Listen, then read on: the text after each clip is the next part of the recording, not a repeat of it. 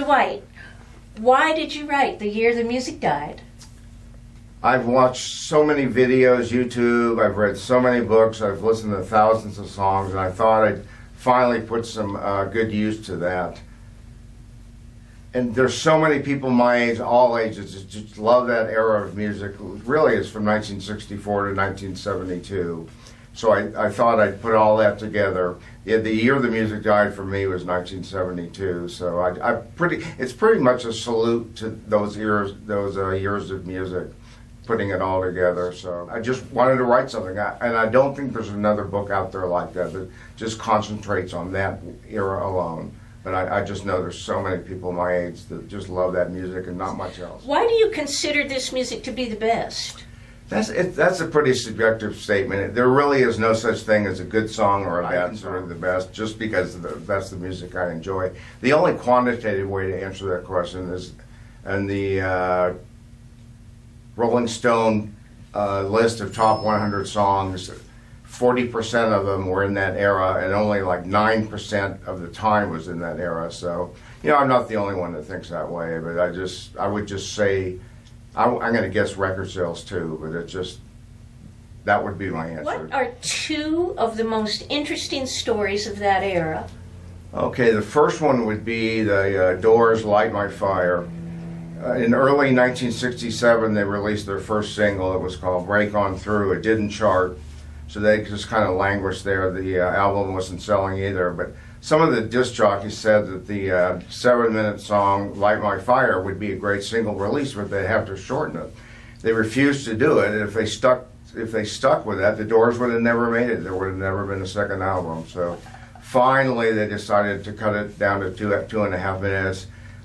That became a number one. Their album became a number one, and they lasted forever. But if they would have refused to do that, that would have to be one of the most dumb decisions ever. But just that one decision to do that just totally turned the Doors' career around. The second one is kind of the same thing with Simon and Garfunkel. They had released Sounds of Silence with just an acoustic version. Didn't sell, went over to England. Art Garfunkel, I don't know what he did, but the producer Tom Wilson came in, added drums and a bass to it, released it, became a number one hit, and Simon and Garfunkel obviously came back together, and that was kind of like the Doors story. So those two interesting things, how songs changed, were re-released. That is, the Beatles had 4 releases in 1963. None of them sold. I Want to Hold Your Hand becomes a hit. Those songs were re-released, and most of them went to number one. What are two topics in your book that are not covered in another book? One of them is why British bands, mainly England, most of the British invasion was from England, do not sing with the British accent. Why do they sing with an American accent? I never really found an answer to that, but my guess is they wanted to appeal to the American audience. Like, country singers all have that twang, whether they're from Mississippi or New Jersey, so all the people listened to American records when they were growing up, so they try to imitate that, along with trying to appeal to the American audience. Answer can be, you use a different part of your brain to talk versus when you sing. So those 3 answers. I've never seen that discussed in any other book. Just what exactly happened at Woodstock. Some of these, it almost didn't happen right during the middle of it, because a lot of those musicians refused to play until they got paid. So it almost collapsed in the middle of it, because bands it got paid at the last second. So those are 2 things I haven't seen in any other books.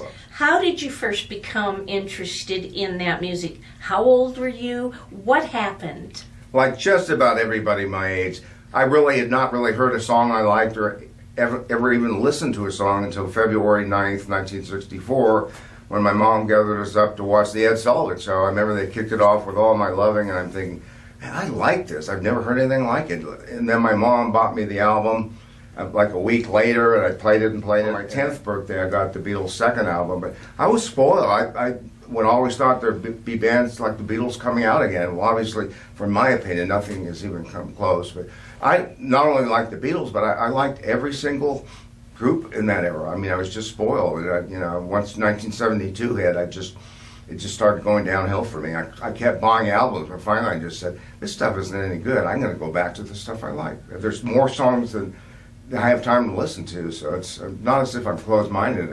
I gave it a try. It didn't cut it for me. How would you compare the Monterey Pop, Woodstock, and Altamont music festivals? Well, Monterey Pop was by far my favorite. There's only like 8,000 seats there. The music was better there. It was the first of its kind. You had The Who, Jimi Hendrix debuts there. Woodstock was more of an event. I mean, there's 400,000 people there, and the parking and the mud, and I just don't think the music was that great there. And then Altamont, the drug of choice there was alcohol versus marijuana and LSD at the other two, and it was violent. I mean, I wouldn't have even wanted to go to that one. But for me, Monterey Pop, that's where it was at. If I had to choose one of the three I went to, I would have loved to have gone to Monterey Pop. But I was young then. I had no idea what was even going on, even though I didn't live that far from there. Now, what's your favorite album?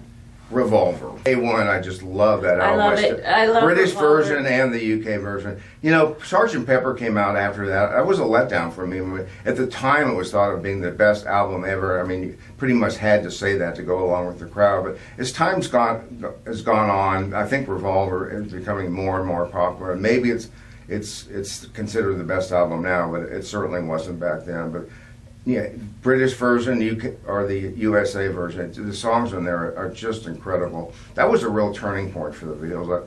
Yeah, Eleanor Rigby was a big turning point for the Beatles. They went from boy-girl songs to that song, and that was a turning point. But just every song on the album is incredible. And I want to skip to what is the funniest quote of that music era? Somebody asked Ringo Starr, "How do you determine who sings each song?" And his answer was, whoever knows the words. Lennon and McCartney songs, no one really knew who sang what song, or one of them wrote the words, one of them the music. But in later years, it turns out whoever sang the song wrote the song. So Ringo's answer was correct. The person who wrote the song knows the words, and that person's going to sing the song. So his answer was funny, but it was true. But I remember back then, a lot of people thought Lennon wrote the words and McCartney the music. But generally, whoever sang the song wrote the song. The show is really, it's identifying a song and a band from the music, and then I have pictures. You identify the pictures, and you have a clipboard, and you write down your answers, then we go over all the answers, and then there's like 4 winners. But people really like it, even if they don't do that well on the trivia part of it. But just hearing that music for the first time in 50 years is a lot of fun. Cash prizes? Yeah, not much, but a few quarters. And so, do you have any famous trivia questions you'd like to share? Well, that Jefferson Airplane one, my favorite. Which two albums had toilets on them on the front cover? The first one is Mamas and Papas, If You Can Believe Your Eyes and Ears. The second one is the Rolling Stones' Beggar Banquet. Okay, who was the first individual to have facial hair? You'd think it was David Crosby, but it was not. It was John Phillips of the Mamas and Papas. One bonus trivia question: name the band, the most anonymous big band, a famous band, where you can't name any of the members. My answer to that would be the Association. There's hardly anyone that can name one member of the Association, even though they were huge in 1966 and 1967. Usually there's one person in the band that you can name, but the Association was pretty much anonymous. I wouldn't be able to. All right.